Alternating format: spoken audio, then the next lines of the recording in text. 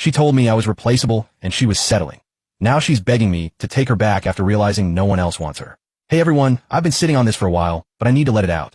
My girlfriend, well, ex-girlfriend now, let's call her Brittany, and I had been together for 2 years. She's 25, I'm 27 male. When we first started dating, I thought she was perfect. Brittany's the kind of girl who'd turn heads anywhere, drop dead gorgeous, super confident, and always had that vibe like she was the center of attention. I was proud to call her mine. About a year ago, we decided to move in together. Well, technically, she moved into my house since I own it. Brittany's been finishing her degree and working part-time, so I've been the one paying all the bills, rent, utilities, groceries, even her car insurance. I didn't mind at first. I saw it as an investment in our future, like I figured I was helping her out so she could focus on her studies and we'd build a life together. For a while, it felt like a dream. Brittany was sweet, funny, and full of energy. She made me feel like the luckiest guy in the world. I was pulling long hours at work, but it didn't bother me. I loved coming home to her, and she always had this way of lighting up the room. Well, in the beginning at least. The first 6 months of living together were great. We spent our weekends exploring new places, binge-watching shows, and just enjoying each other's company. But then, slowly, things started changing. Brittany became more distant. It wasn't super obvious at first, just little things like how she'd stop waiting for me to eat dinner, or how she'd scroll on her phone instead of talking. Then she started going out more. She'd tell me she was meeting friends, and I didn't think much of it. I mean, she's allowed to have her own life, right? But it started becoming a regular thing. Weekends, weeknights, random evenings. I get home from work expecting to spend time with her, only to find an empty house. When she did come home, she was either on her phone or heading straight to bed. No, how was your day? No hugs, nothing. I tried to bring it up once. I told her I felt like we weren't spending as much time together anymore, and she just brushed it off with a casual, I just need some me time. You're overthinking it. Overthinking? I was putting so much effort into this relationship, trying to make things work, and somehow I was the one at fault for wanting to feel connected. It didn't sit right with me, but I didn't want to come across as clingy or controlling, so I let it go. Things only got worse. I'd wake up on Saturdays to find her already gone. She'd text me hours later saying she was hanging with the girls, or something vague like that. I stopped asking for details because it felt like every time I did, she'd act like I was interrogating her.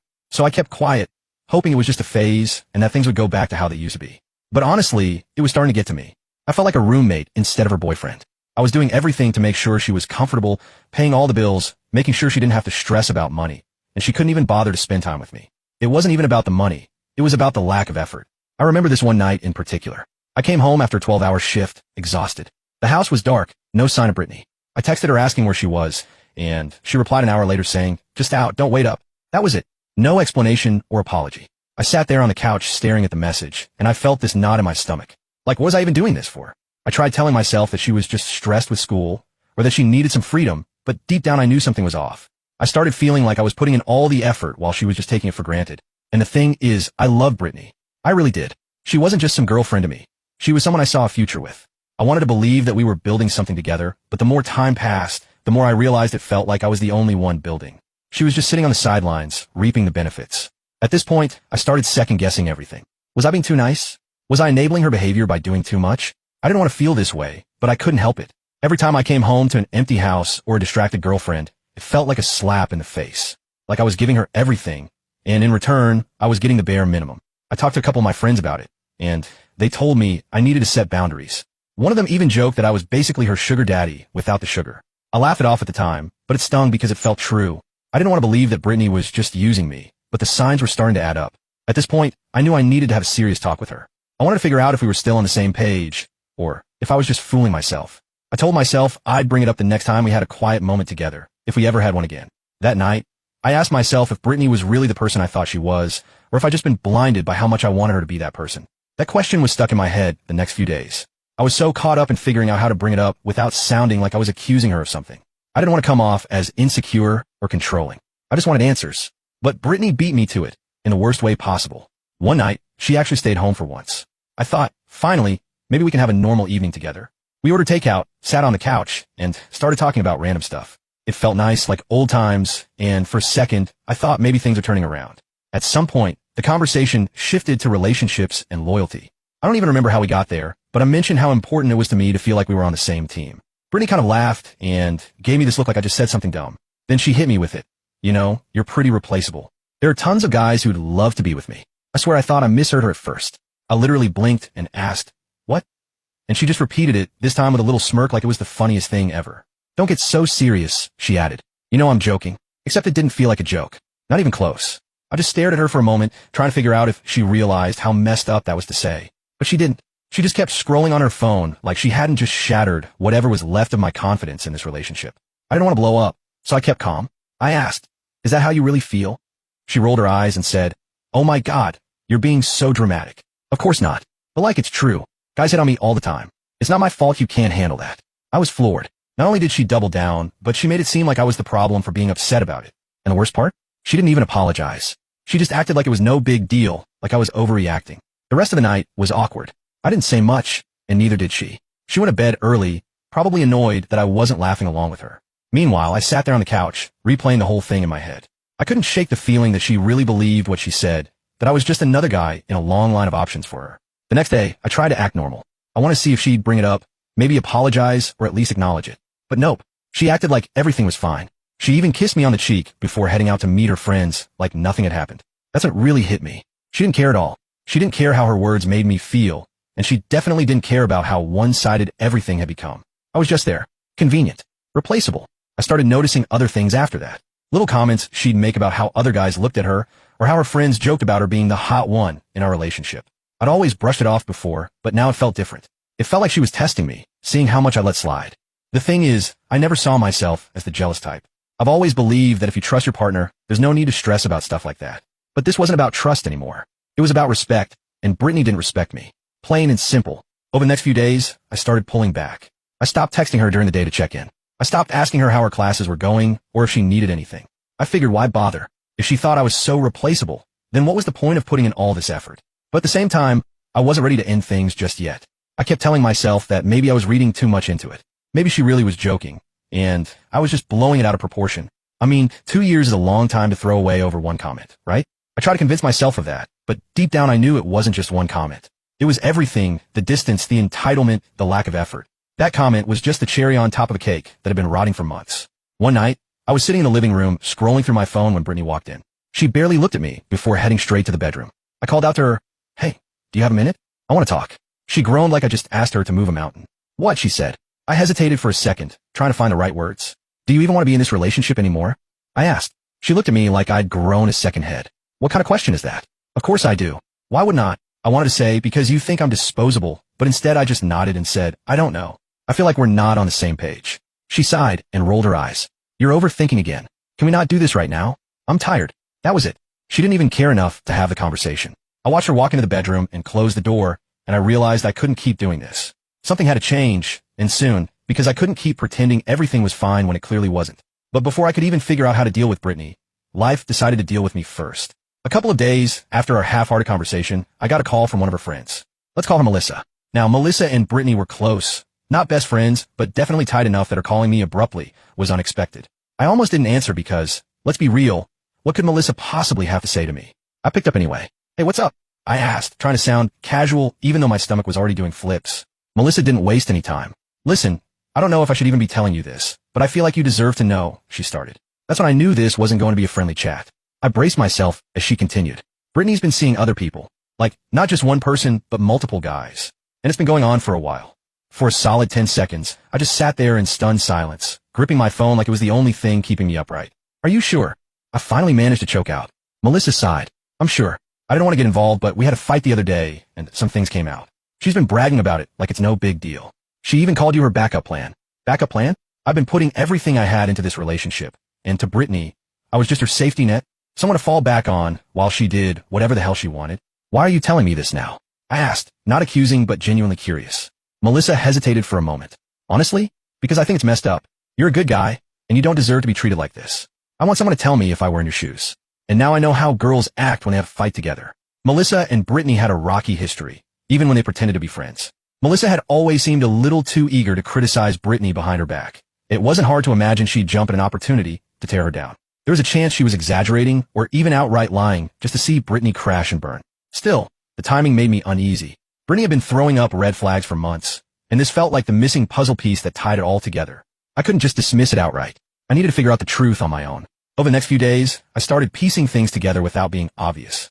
I knew confronting Brittany without solid proof wouldn't get me anywhere. She'd deny everything or twist it around to make me the bad guy. So I decided to use her patterns and habits against her. One thing about Brittany was that she was a creature of routine, especially when it came to her nights out. She'd always say she was with her friends, but she was vague about details.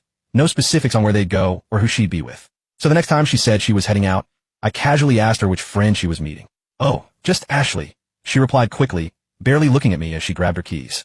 I waited about an hour, then I called Ashley. Not to accuse or even hint at anything. I just played it cool. "Hey Ashley," I said, keeping my tone friendly. "Brittany said she was hanging out with you tonight. It seems her phone died.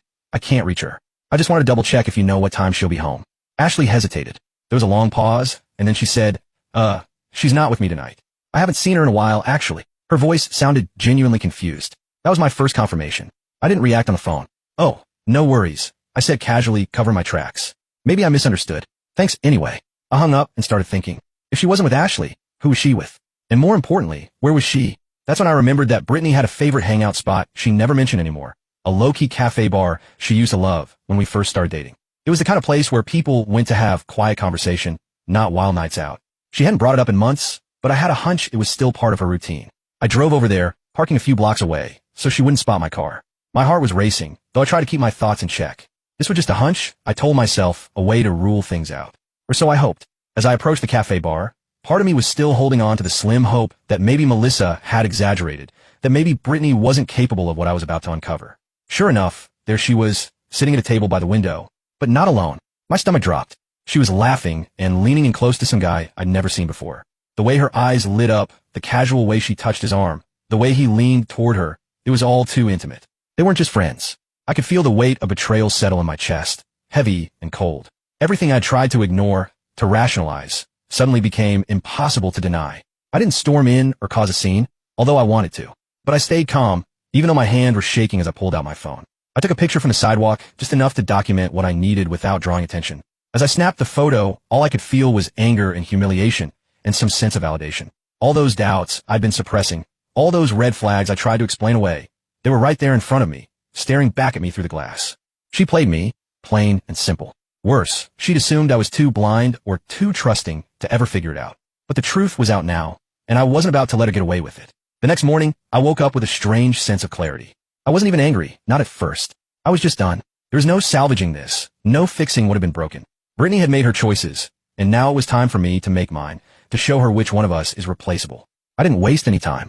The moment I decided I was done, I got to work. First, I canceled the auto pay for her car insurance. She had relied on me to handle it for months, but that ship had sailed. If she wanted the luxury of driving around town, she could figure out how to pay for it herself. Then I opened the fridge. It was stocked with the snacks she loved, specialty yogurts, her favorite drinks, the fancy cheese she insisted on but never finished. All of it gone. I wasn't going to keep catering to someone who had been laughing behind my back while she enjoyed the comfort I provided. Next, I told her straight up that she needed to start covering her share of the utilities, water, electricity, internet, all of it. I wasn't running a free ride program anymore. She looked at me, so confused when I brought it up, but I stayed calm. "You're an adult," I told her. "It's time you start acting like one." This wasn't about being petty. It was about drawing a line. I wasn't going to be her safety net anymore, and I wanted her to feel it. If she had been treating me like her backup plan this entire time, she was about to get a reality check. When Brittany noticed the changes, she didn't waste any time confronting me. She stormed into the living room one evening, clutching a letter from her insurance provider. "Why didn't the insurance go through this month?" she snapped, waving the paper like it was a declaration of war. I barely glanced up from my seat. "Because I'm not paying for it anymore," I said simply. Her eyes narrowed, her tone turning sharper. "What's that supposed to mean?"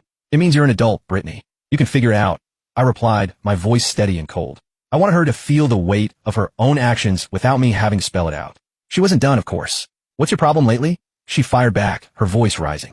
"You've been acting weird, and now this? Are you seriously trying to punish me for something?" I couldn't help but let out a short, bitter laugh. The irony of her accusation was almost comical. "Punish you?" I said, locking eyes with her. "Brittany, you've been running around behind my back while I've been holding everything down. Do you really think I wouldn't find out?" I could see the color draining from her cheeks. For a moment, she looked like she might deny it, but then she straightened up, folding her arms defensively. "Who told you that?" she asked, her tone sharp but betraying a hint of panic. I leaned back in my chair, keeping my voice even. "No one told me. I saw you." Reaching into my pocket, I pulled out my phone, opened the photo I'd taken at the cafe. There she was, sitting with some guy, laughing like they were the happiest couple in the world. "Recognize this?" I asked, my tone cutting through the silence like a knife. I didn't give her a chance to spin a lie. "So tell me, Brittany," I continued, my voice unwavering, "how many other guys who've been hitting on you, are you dating now? Because clearly you've moved on while still living under my roof." Her defensive-ness quickly turned into rage. "You don't understand. I deserve attention. You've been so busy with work that I felt like I wasn't even in a relationship anymore. I stood up, my eyes narrowing as I looked down at her. You made a mistake, Brittany, I said. You took me for granted. You thought I'd stick around no matter how little you respected me. But let me make one thing clear. I'm not your safety net. You lost at the moment you decided I was replaceable.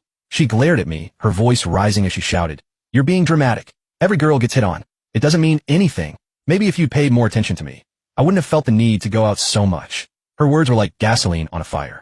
Don't put this on me, I said coldly. You had a choice. You could have talked to me. Instead, you decided to cheat on me. That's on you, not me. Brittany's face crumpled, but I didn't let up. You want to know what my problem is? It's you, Brittany. And now I'm done. She started to speak, but I cut her off. Cut the crap and pack your things. And find somewhere else to stay. This isn't your home anymore. The words hung in the air for a moment, and I could see the wheels turning in her head. She was trying to figure out how to spin this, how to manipulate the situation in her favor. But for once, I wasn't giving her the chance. You can't just kick me out. Brittany cried, her voice shaking as tears streamed down her face. I don't have anywhere to go. Please don't do this. I'll fix things, I promise. I locked eyes with her as she stood there trembling. Brittany, I said, my tone steady. I've worked hard to build a stable life for us. Turns out, you don't deserve it. Remember what you said? That there were plenty of guys who'd love to be with you? Well, maybe it's time you find one of them because I'm done. Her tears turned into full-on sobbing as she dropped to her knees. I didn't mean it, she wailed, clutching at her chest. I wasn't thinking. I was just joking. Please don't throw me out. I'll change. I'll do anything. I shook my head, my voice unwavering. You made your choices, Brittany. You disrespected me, lied to me, and treated me like an option. Now you're dealing with the consequences of that. It's not my job to save you anymore. For a moment, I saw her desperation turn to anger. You'll regret this, she spat, rising shakily to her feet. You'll regret losing a girl like me. You'll never find anyone better. I couldn't help it. I laughed, a short, sharp laugh that made her flinch. Better than you? Brittany, you're replaceable. You've proven that. Goodbye. She stood there stunned, her mouth opening and closing like she wanted to say more, but no words came out.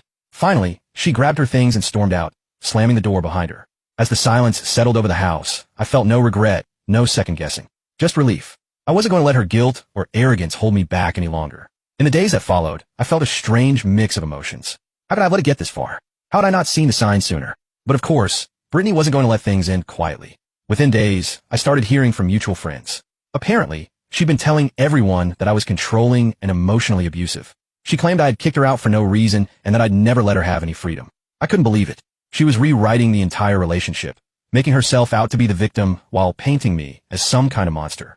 At first it pissed me off. I wanted to defend myself, to set the record straight. But then I realized something. The people who truly knew me wouldn't buy her lies. They'd seen how much I had done for her, and how one-sided our relationship had become. Anyone who believed her wasn't someone I needed in my life, anyway.